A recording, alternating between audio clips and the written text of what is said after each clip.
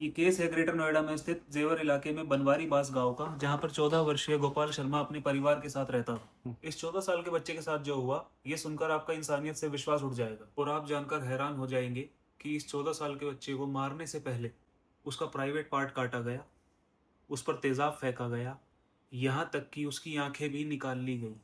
मुझे समझ नहीं आता इस तरह की मानसिक विकृतता लोगों में आती कहाँ से है। असल में इनके मोहल्ले में 3 लोग रहते थे, मोहित सिंह, नरेश सिंह और उमेश माथुर, जो गोपाल को जबरन अपने साथ लेकर जाते और उसे नशीले पदार्थों का सेवन कराते थे।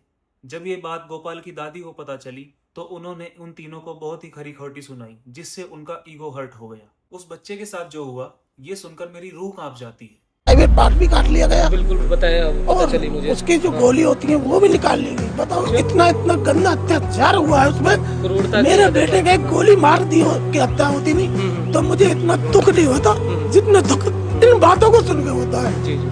जैसे ही ये बात योगी आदित्यनाथ तक पहुंची, उन्होंने सारी बातों का संज्ञान लिया और तुरंत कार्रवाई के ऑर्डर दिए और एनकाउंटर में इन तीनों लोगों को गिरफ्तार कर लिया गया। साथ ही प्रशासन ने इन तीनों के घर पर बुलडोजर की इंक्वायरी भी शुरू कर दी है। अब मैं आप सबसे जानना चाहता हूं कि इस तरह के दरिंदों को हमारे प्रशासन को किस तरह की सजा सुनानी चाहिए। कमेंट सेक्शन में आकर अपना मत जरूर दें।